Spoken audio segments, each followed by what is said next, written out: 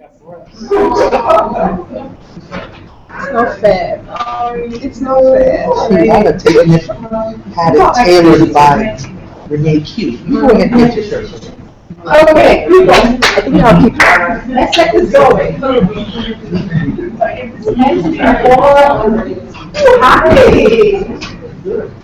My mentor has walked in. Great. So you all want to stop. All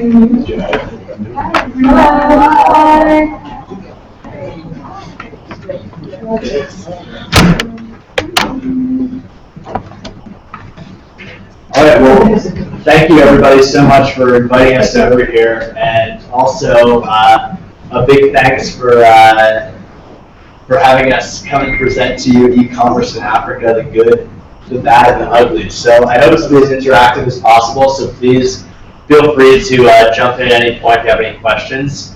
I trust your judgment, and we'll take it from there. So just again to introduce myself, let's introduce ourselves once more. My name is Tim Berkeley. I'm the country manager of KMU Ghana, and we are an online marketplace for people to buy and sell just about anything. Okay, I am Yolande Lee. I'm the MD at Hello Food Ghana. We're a website where customers can order food for delivery from the restaurants in Accra. I am Daniel, part of AIH, the MD of Kamudi Ghana. Basically, it's the premium online marketplace for showcasing your vehicles for sale or if you want to buy a car. So what we're trying to do really is give the Canadian community a better, trustworthy platform, to look into marketing for your cars and as well buy your vehicles. Hi everyone, my name is Bob Brian, and I'm the MD for EG Taxi. EG Taxi is just basically an app that allows you to book a taxi on your phone and then make the ticket. So we're just trying to change the taxi experience. And hi, my name is Ekwe Aminetsa, and I run Louis Ghana, and we are Ghana's best online real estate marketplace. So with that, let's get things started, huh? All right, so. Okay, so the focus of this evening's session is that we're going to have a quick overview of what we do, what Africa Internet Holding is. After that, we're going to jump into a little bit of a talk about classifieds, discussion on that, sort of the idea of user-generated content, and how this really creates a very strong foundation for e-commerce models. Yeah, please. And you guys say, and then you can sort of tag team. You need to, okay.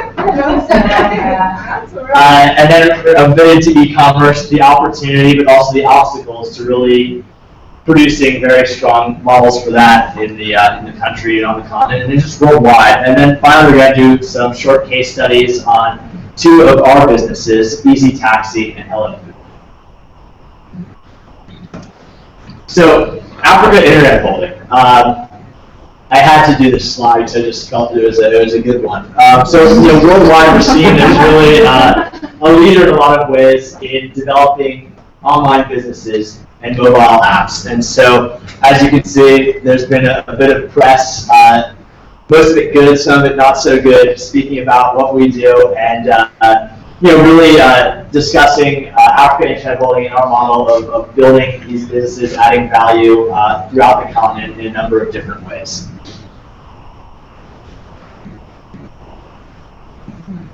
So AIH, so Africa Internet Holding, as I mentioned, we are an incubator of internet-based businesses, and we have over 1,500 employees now in 20 countries throughout the continent. And the way this works is that we really build teams based off of local and international accounts. So, I guess you guys can add a bit to that as well, but we tend to take people from throughout the world, sort of the United Nations of internet entrepreneurs here on the continent. But that said, we're really trying to change the landscape and change the way that people look at the internet here. And so, as you can see, I just included a statistic right here. Africa accounted for 2.1% of global business-to-consumer e-commerce sales. And that's still a tiny number, but that is a very, very marked increase since 2011. So Now, on the continent, we have our 8 portfolio companies, 5 of which are represented here in Ghana, which you got a good overview of. And in addition, we have Jovago, which is a hotel booking website. We have Zando, which is a fashion website in South Africa, and Jumia is the equivalent of that in a number of other countries, mainly started in Nigeria. And then most recently, I didn't include it on this slide deck, but most recently we launched a peer-to-peer lending company in South Africa called Tigo. So in terms of thinking about what I do and what Daniel does, is we have an e-classifieds website. How many people have ever gone online to kind of look for something in terms of a directory? What sort of websites have you used? What sort of website did you use? Google Trader? And where I go, who knows? But I Ghana Classified, my John online there, Business Ghana. Right, and many of these are also the top websites actually in Ghana. These are the top 25. I have some images here of some of the top websites. Ghana Web is one of the top ones. Tonaton's like number 9. Joy FM is really up there. Peace FM is up there. Jokerman, which I think is a really interesting website. So it's what we consider vertical classifieds. They focus simply on jobs, and they're like number 20. So it's, classifieds are really, really important ways of, getting the information out there. And I also put OLX, which is a new classifieds. They're about 90 or 95, I believe, on the list. So classifieds are a really important source of information for people. And pretty much the classifieds, we have 2 types. We have horizontal classifieds and we have vertical classifieds. I mentioned before, vertical classifieds are specific, usually classifieds for one particular industry. In our case, we do real estate. In the case of Daniel, he does cars. In the case of Jokerman, they do jobs. And the idea is simply that they help aggregate information to then disseminate that information. Right, so you click something else, or they help direct you to someplace else about that service or about that thing that you're interested in purchasing. In terms of thinking about classifieds in Ghana, it involves a lot of education. A lot of people want to put stuff out there, but they might not know the correct format to do it. So, just using things, just using the internet to put things up is a huge challenge for a lot of people. Taking the pictures, knowing how to actually upload those sometimes can be a challenge. Of course, taking the right pictures as well can be a huge challenge. And I think Tonaton with their marketing has done a really great job of teaching people how to do that. And because of Tonaton, Google Twitter, things like that, websites like mine, Moody, and I think Moody have become people using them are a lot more comfortable putting things online and a lot more knowledgeable about the process of actually doing those things online and more comfortable as well. Putting their name out there, or putting the location of something that they're actually doing out there as well. Of course, there are the challenges related to that, and that sometimes there can be issues related to putting information out there. I don't know if some of you have heard of like Craigslist killer. Or, in terms of the super ugly, sometimes, that information out there can be used for, bad things, I guess, in a way. But for the most part, putting information out there, it's not a problem. And so, what we focus on primarily, at least for Moody, is kind of thinking about how to monetize, putting that information out there. There's lots of different models. You can do, pay per listing. You can do a pay per click. There's people out there that, they pay for a certain number of clicks that are out there. And there's also, of course, subscription models or membership models. You can put as much as you want up there for a certain period of time. Then I don't know if there's anything you want to add. Sure. So basically, like I mentioned before, company, like you said, it's pretty much specific for cars. Now the thing is, the 2 ideas we try to work with is accessibility, like I said, making the interface as accessible as possible, as easy to use as possible. And of course, security. And that's one recurring issue with online businesses, e-commerce, the sense of security. Even if on the website itself, you actually don't make any online payments, you have all sorts of issues of maybe fraudsters, publicizing goods that actually don't exist.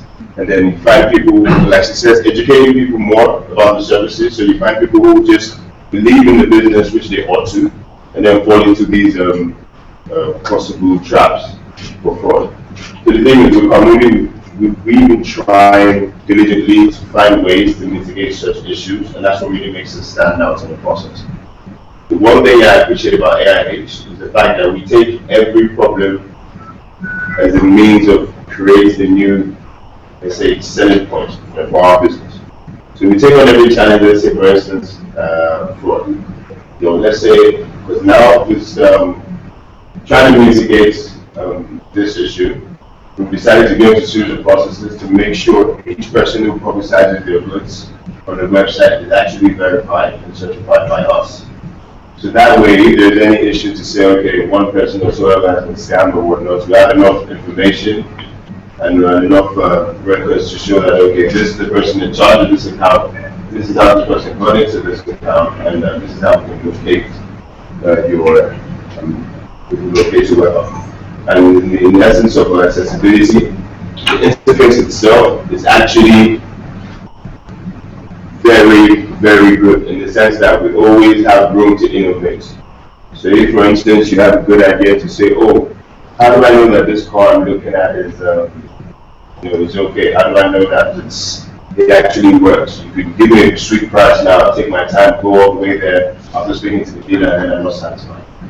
The thing is, so with that in mind, when it comes to accessibility, we decided to add an additional, now I'm just talking about the topic of innovation now, so we decided to add an additional measure, whereas, okay, you can evaluate the car in the sense of full mechanical support. So now we're going into partnerships with mechanics in Ghana, whereas, okay, by the time you showcase your car on the website, you actually have the opportunity to get a test run, a full diagnostic check. And then with that diagnostic check, it's printed alongside your listing on the website. I'm not in the habit of talking about any competitive websites, but this is something that is not being done. Another thing is, like you mentioned before, let me just give an example. Let's say, for instance, Toronto isn't strictly for cars, but then the advertised cars as well. They're using our terminology, it's a horizontal approach. But for community, because we are focused on cars, trying to make sure every single thing about it is centralized for the car industry in general. So in that sense, we make sure we have up-to-date content. We don't just put up stuff on the website and then wait 100 years. Let's say, for instance, now you want to buy a car, you say, oh, sweet deal, Honda, blah, blah, blah, 2000 CV. And then you call and the dealer is telling you, oh no, that car was 2 years ago. Little issues like that. These are the things that make you as a consumer return to the website. If you can't have that full guarantee that, okay, whatever you've seen on our website is authentic or at least up to date, you're less likely to come back. So little things like this is what we use to actually map out our target. In the sense that, okay, people who actually are enthusiastic about cars, people who are looking to buy cars, people who are looking to sell cars, the best, safest, and easiest way possible. That's what we're here for. So like I said, it's a website that actually gives the room to innovate, add more measures as long as it's what suits the community. So at any point in time, even if you have any suggestions on how we can go about stuff, maybe additional measures we can put in to make it even better for you, we're always open on it. Give us your ideas, we work on it and see how it can best suit you. Right, so guys, just kind of stay in that area so we've got the voice and the face, because we're live streaming. Alright, so missed you, we didn't see you. Sorry? No! Who's jumping in front of the camera now? Right, community.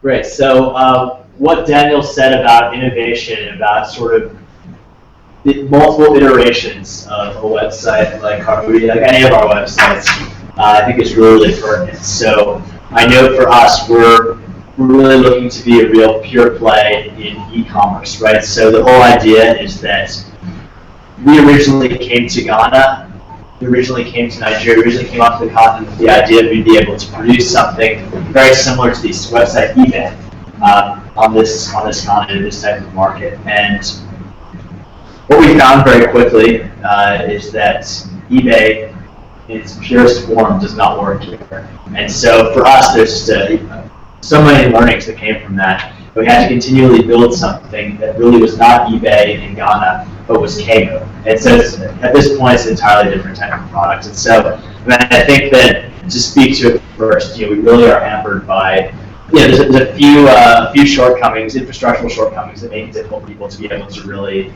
adopt a website, an e-commerce website. I think the first one is internet penetration. So Ghana is a leader as far as internet penetration is concerned, but still very, very low rates of usage. So I guess we're about 5 billion internet users in this report that I've seen. And in Accra, we also have quite a bit of people who are using the internet via their mobile phones. And so there's a real bright spot right there, but still we don't have that match that we need to be able to really build something like an eBay, for example. The next thing is electronic payment and ease of payment. This is not something here in Ghana at all, and so as a result, we have to do quite a bit of cash on delivery. And third, delivery options, right? So the streets don't have names. Delivery companies don't accept cash, and we need to use cash so people will be able to buy things from our website.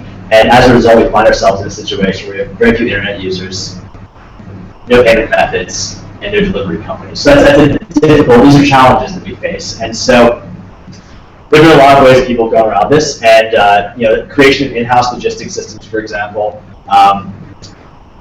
There's also quite a bit more in money transfers as well, and trying to move from a cash-based economy to something a little bit more of a pseudo-cash-based economy.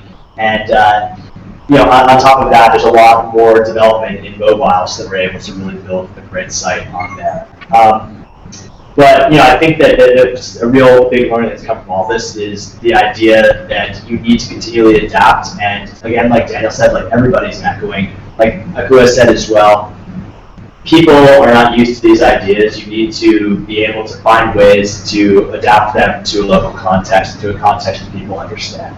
And so for us at KMU, that's a number of different things. I mean, so first of all, we've begun the cash on delivery all over the place. We've also begun with our delivery companies, making sure that our drivers know how to get around different areas. They know landmarks, they know all of this. But then on top of it, bringing sellers onto the website, the core of an e-commerce website, such as ours, is the quality of the products that are on the site. And for us, we were not finding that on the internet. We couldn't go on some website like Tanatan, we couldn't go on Google Trader, we couldn't go on OLX and find great sellers for our site. Instead, we had to build a team that goes out to the streets, goes out to the markets, and signs people up at their stores, and in some cases even manages the shop for them. So it's entirely different from anything that I was expecting coming in here. But it just goes to show that if you continually listen to what's happening and you make sure that you are at the pulse of the markets here, you can build a really valuable platform. And that's what we're trying to do at KMO, and that's what people are trying to do throughout the continent. And I mean, when you look at these websites that I've included right here, we have Conga.com, which is an online mall, more or less. It's a store where there's a warehouse and people buy directly from there. We have KMO, which is our site here in Ghana. We have Zuba Shop, again, more of a warehousing type of model. Kalahari.com in South Africa is really, I think, the leader on this continent as far as e-commerce is concerned. It's been around since 1998. Very, very similar to an Amazon, even the name. And then Tissue. Tissue is a deals website. And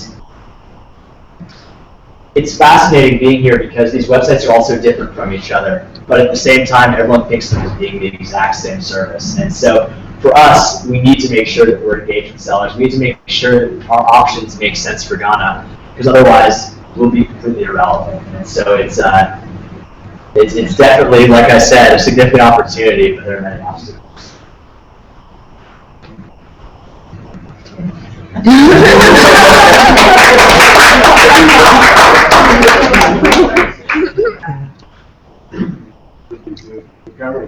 Yeah.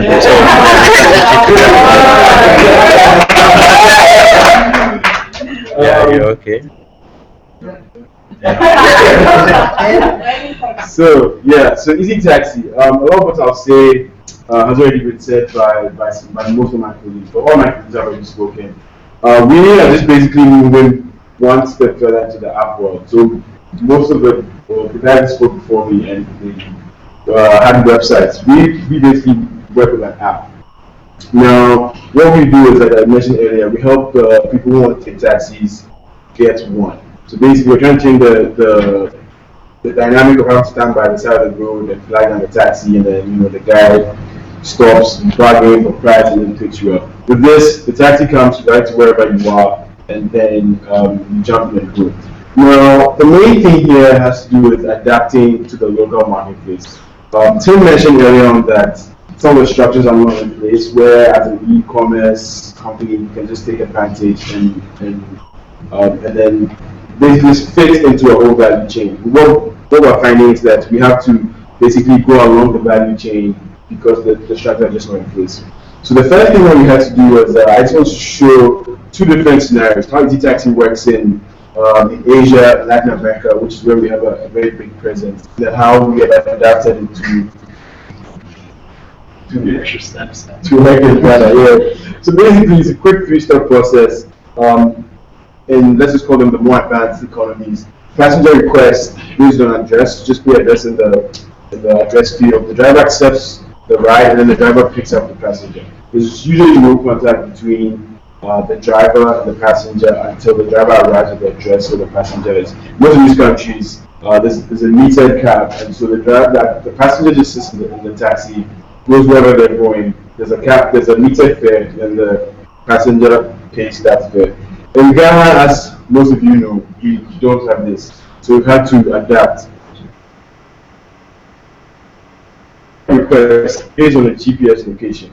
So based on that location, and the app automatically does this. Based on that location, the app will automatically find a driver that's closest to you. Now, once a driver accepts this ride, he has no way of getting to where the passenger is. So we have to let the driver call the passenger, or the passenger can call the driver to basically confirm the location and then also discuss pricing.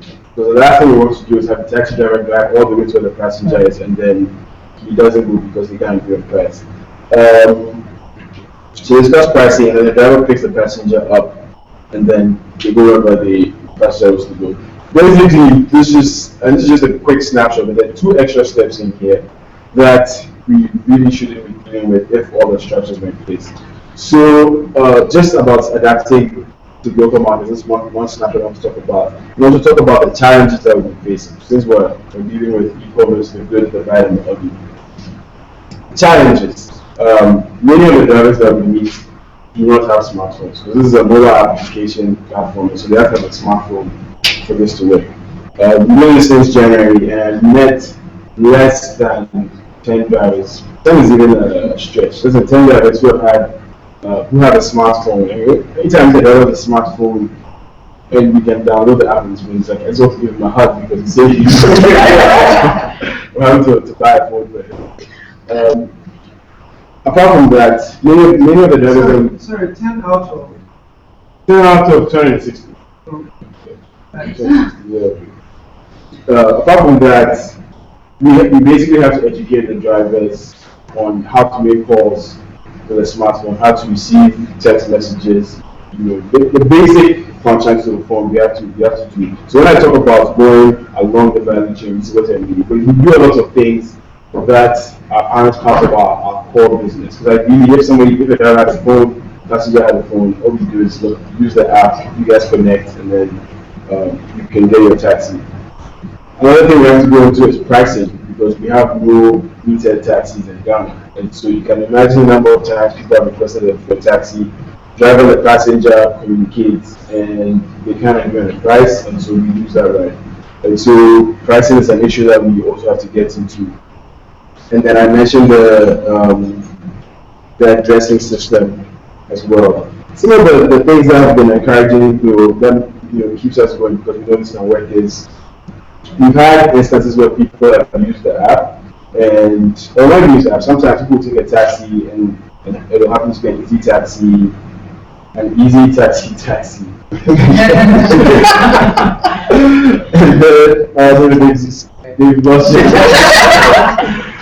they've lost an item. We had one guy who he left his briefcase in the taxi. He had his laptop, his wallet, everything. Because of the long story short, the taxi driver returned his items to him. So, that also brings about another situation where when we are joining our recruiting taxi drivers, we have to try and find drivers like that guy who will make sure that whatever is left for taxi goes back to the owner. Those are the instances where we have two instances where people's cars broke down, and for some reason, ET Taxi came into their market, so they requested a taxi, and they were able to make sure they get one. One of our biggest areas is estate pickups, because if you are within a gated community, you have to walk basically from your house to the entrance to get a taxi. So that has been one of the encouraging points for us as well. So in terms of the good and the bad, yes, there are lots of challenges, and so our job is to basically overcome those challenges by adapting to the local market. But at the same time, there's some good aspects to it, and that's what keeps us going. So this is a quick case study.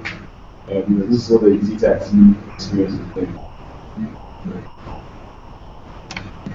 Okay, so I am going to. Okay. Yeah, it's okay. Okay. I'm going to talk a bit about my venture, Hello Food. I know I'll explain twice what it is we do, but we have some latecomers, so I'll quickly give a brief about what we do. We are a website where customers can order food for delivery from restaurants in Accra. At the moment, customers can order 3 ways, either by calling our customer service team, by visiting our website, or by ordering via our app. At the moment, our app percentage of our orders is about 20% and growing, so it's quite promising. A little bit of statistics for you. We are in 50 countries globally. Globally we have over 25,000 partner restaurants, a team of 700 people globally, and we're growing at quite a fast rate of 15% per week. So within the way that we work, we negotiate contracts with each restaurant individually. We work on a purely performance basis, so only when we've got an order from Hello Food do we take a percentage from the restaurant. I'll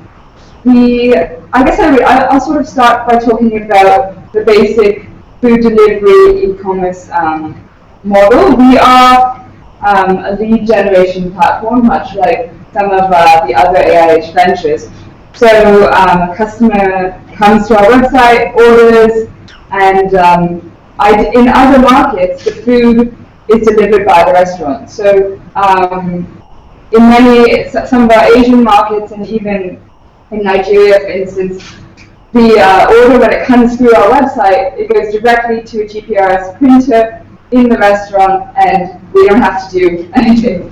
In Ghana, we have had to adapt this somewhat. So actually, even amongst the African countries, Ghana is the only country where we do all the deliveries. So this has added an extra step, much like a Buffalo's model, where we have bought bikes, trained dispatch riders, stationed them around city. We deal with the similar challenges of no addresses and the general logistics in the city. So yeah, this was something for me when I came to Ghana. When I was going to run a food delivery platform, I wasn't necessarily aware that, because I looked on the map and I saw that there are street names.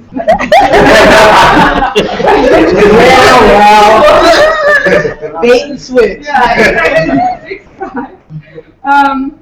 But I guess we work in a similar way where the customer will either enter in on the website or the app or tell our customer service rep the nearest landmark. When our dispatch rider gets to the landmark, they call the customer and get directions from them that way. So this, and the biggest part of the challenge, and when I have my team meetings, is changing old habits. So we have many customers who will go on the website, go through the whole process, go to the checkout, and then call to place their order. There is this comfort in the familiarity of speaking to someone, knowing that they get your order. You can ask any questions. We do have a live chat available as well to encourage our customers ask their questions online, but it is a slow, so it isn't necessarily just the internet penetration that is the problem. It really is changing habits, gaining the confidence in the internet and making sure that your meal will arrive on time, even if you haven't spoken to anyone. We've been very lucky to partner with some really big players. Our app is coming pre-installed in all the Samsung Galaxy S5s. We're working with many telcos. MTN and Tigo are two of the investors of all of AIH, but this has enabled us to leverage some of these platforms. So yeah, I mean, I'm happy to take any questions if anyone has anything about our model. That's all. Yeah. Just questions broadly, we're happy to answer. Yeah. So yes, so the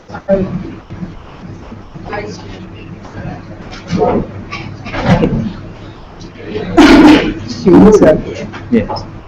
Who's your favorite venture after you've That's a cheap one. Actually, no. It's the friendly competition. No, wait. So we'll start with Hello Foods. I mean, everyone has to eat.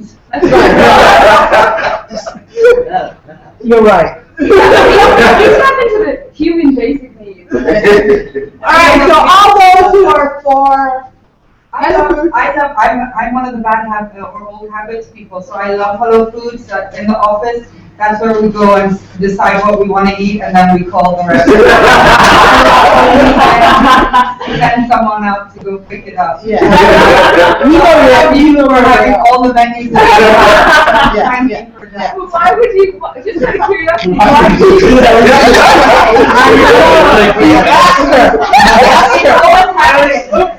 And I think, I'm trying to remember, I think there was one vendor or, supplier that tried this in the market before and didn't do a good job, and we probably you're suffering from their legacy. Because you just never get it, or it would arrive cold and so on. And then when you see those dispatch drivers out in the street and the way they go through, you just imagine what your food will look like.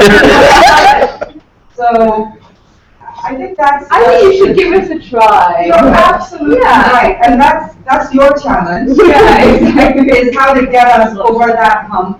Yeah, I understand that is a good experience. Yeah.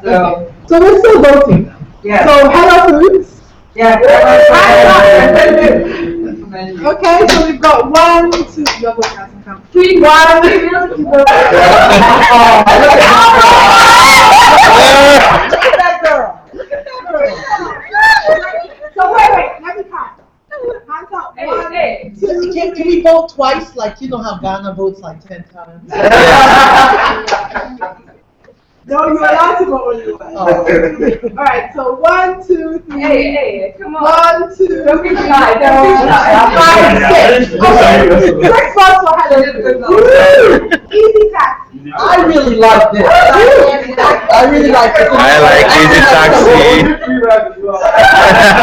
I really like him. So 1, 2, 3, 4. You can't vote twice. Okay, this is Ghana. 7. Okay, cool.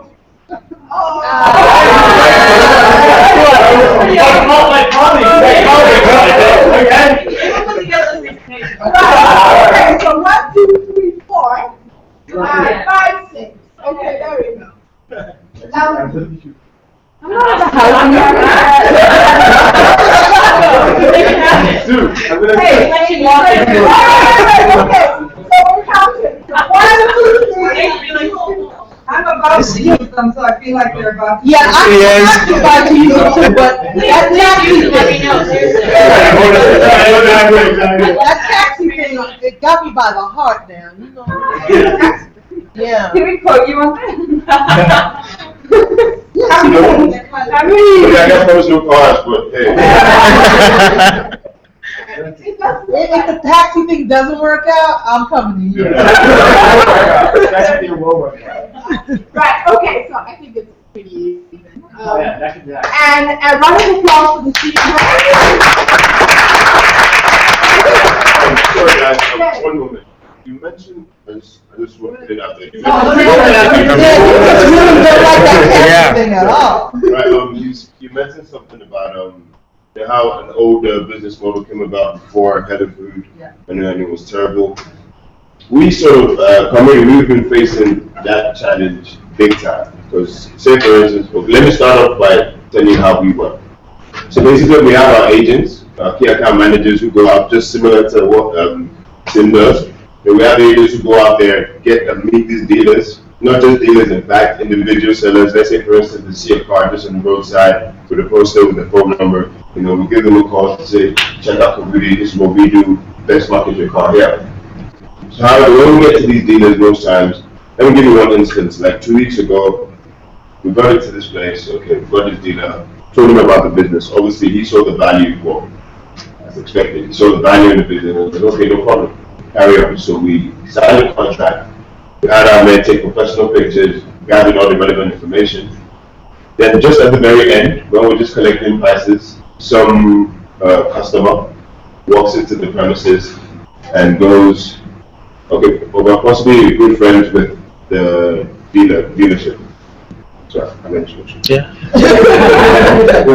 Good friends with the dealer, and then asks, oh, who are these guys? And they say, oh, this is Community, the latest premium online vehicle marketplace. And instantly, all he has to say is, Charlie, leave these people, they're fraudsters.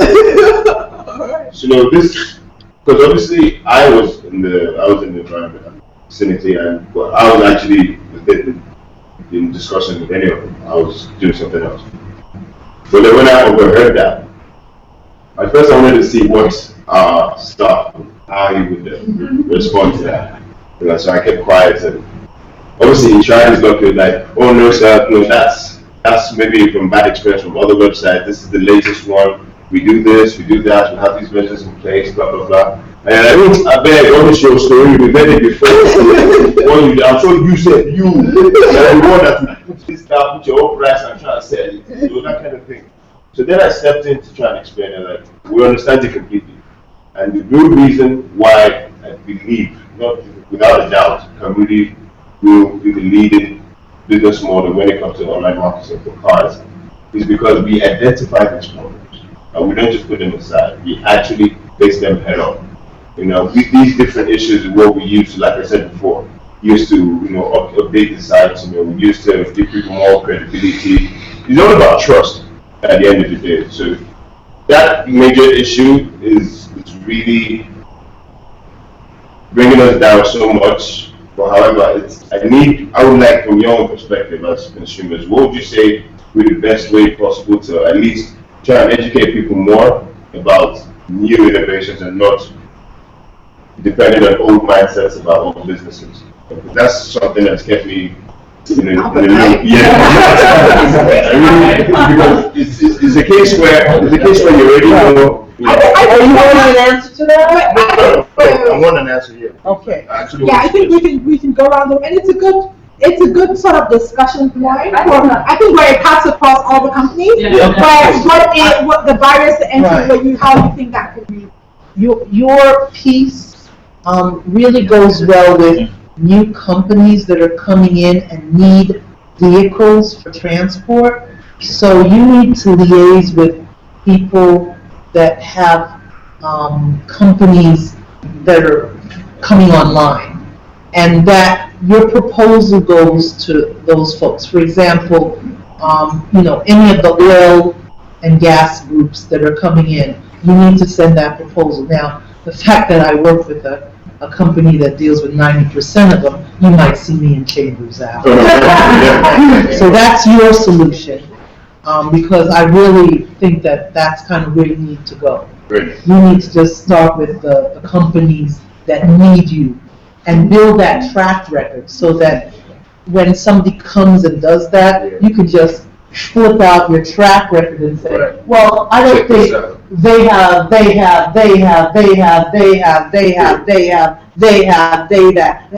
that problem with me.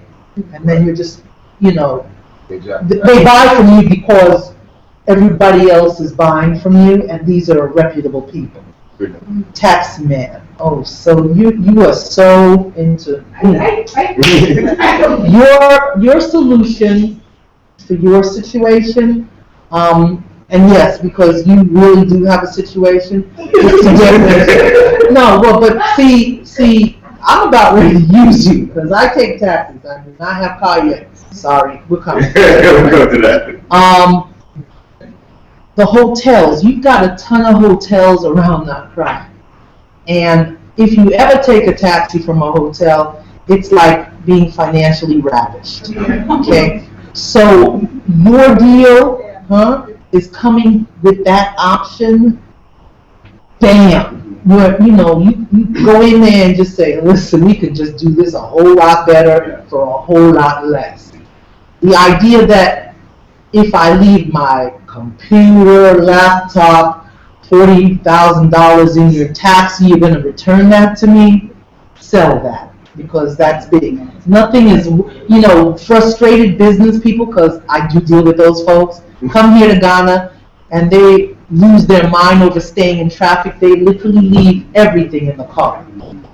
And when they come, they're like, they're crying because they don't know where to find that again.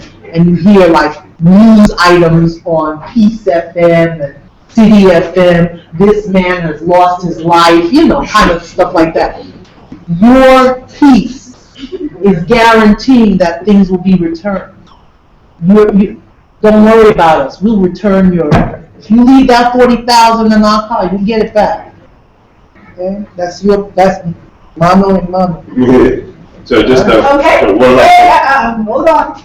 Hold on. Alright. Okay. So does anybody else have a comment? Does anybody else have a comment? Estelle has a comment? Yes, I know that we've done quite a bit of work with the Ministry of Trade and Industry around the e-commerce policy, and I know that working with government can be frustrating and slow, but I think it would be really great. I want to encourage you to really engage them because, education is important, but I think if we can, and the private sector can do it from the bottom up, but if it can also happen from the top down, so as Ghanaians get used to getting a new license online or paying their taxes, just going online becomes more of a habit. I'm in a pretty much online world, but I will still call up a friend first. I will still look up the website for the menu, but then get in the car and drive there. So we need it, it really needs to become habits. And so from the top down helps. And so just engaging with the Ministry of Trade and Industry, I really encourage that because they're trying to come up with their e-commerce policy. And they're just struggling with the same questions that you're facing. But I think you're closer to the market and you have a lot of solutions. And if they can get the policy in place, I think life will be easier for you. And then, like I said, it'll just become more habit that we live online, that we do things online. Okay. I have one other question actually. Just from my trader experience, Google Trader, which that we shut down. One of the big challenges for us and on the Carnegie, was just that would the merchant update their listings? No. That's a good question. That was a big challenge for us and one of our real motivations because we like the content within Trader to show in search results, not just Trader. But we just couldn't guarantee that someone would actually still have that car or that watch or perfume or shoes, whatever it was they were selling. Yeah, perfect. Good question. Basically, that's another challenge we face. Well, I wouldn't say challenge per se. What we do now is, what we've been doing from the beginning, just like you said, most merchants, they sell these cars, they're relaxed, oh, brilliant, I sell my car, and then it's business as usual. We'll focus on the people who come to your shop and hope that, okay, if someone comes with this car content eventually. So what we do is we try to keep a constant rapport with these dealerships. So it's not just a case of getting them online and then showcasing the cars. It's actually maintaining a relationship with these dealers. So give them calls bi-weekly, So go through their stock list. These cars still available, which ones aren't, which ones are. The ones that are, you leave them on the website. The ones that are no longer online, no longer available, take them off the website. So measures like that is how we actually do update our stock list. And just to reiterate, she mentioned about partnerships. So we're actually looking to, but the thing is, as much as we want to focus on the dealerships, it's a business, like I said, it's a marketplace. So it's not like we actually sell cars. We are a platform for people who want to buy and sell. So it's just as important to the dealers as it is for the individuals. So now trying to get the individuals on board, they're trying to go into partnerships to make it as convenient as possible. Like say for instance, service. If you want to sell your car, how would you rather go about it? And then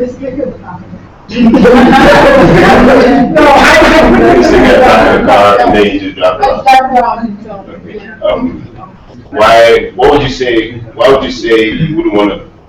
Why wouldn't you just go to the website? No, okay, that's not the first thing that comes to mind. It's not that I actually do it, but that's not the first thing that comes to mind. Exactly. So we have loads of people who have that mindset already. Right. They'll rather just stopping at the car, drive around, or Sally, I bet touch the person and sell my car. Right. All those kind of things. So what we're trying to do now is, like, say for instance, one of the partnerships we're working on, which pretty much kicked off in Nigeria as well, is partnering with petrol stations. Most times people don't actually have the patience to take the perfect angles of their cars and then fill out the necessary fields about every relevant information and whatnot. So what we're trying to do now is, or we're putting in place, is having a stop, members of staff in selected petrol stations, Total petrol stations to be specific, whereas you can just drive in, then we have a member of staff there who would attend to you, take the pictures of your cars, take every relevant information, and then we do the uploads. Okay, but it looks like the problems are bringing a lot of innovation. Do we have any more questions, comments, questions? Like, I have a question. Okay, so there won't be. So, Hans out there, so he'll answer the group. How to get and to ensure that you give a guarantee that somebody uses their laptop or whatever it is, that you'll be able to do some comfortably. Okay, that's a very good question. What happens is, on the little back office, where we can pretty much track everything. Once the driver's online, we know, because the drivers have to be online to be able to get ride requests. And so we can tell how many drivers are online. Once they're online, we actually can figure out we can tell where they are in our car, because there's several works in our car. Once anybody requests for a taxi, usually it's a taxi, we also see it on the back end. So we also see which driver accepts which passenger's ride request. So for example, use PT Taxi, and let's say your name is Kwame. Use PT Taxi, we'll see, because to use the app, you have to create a profile. So use PT Taxi, Kwame, we'll see it on the back end, you get matched with a driver called Kujo Eboa. We'll see that Kujo Eboa actually answered your ride request, and at the particular time that you requested, and it took the order. So if you leave your briefcase in the car, you can call us and tell us that I used Easy Taxi, I used it on Sunday at 7 p.m. and I left my briefcase. You can actually just go in the back of this and look at your ride history and figure out which driver picked you up, and then ask them for the stuff. And the thing is that the drivers know this. And so they know that once they are Easy Taxi, they're also being known. And so, in the worst case scenario, you can just go with the police, the driver, and trust me, taxi drivers are really afraid of the police. And so, with that,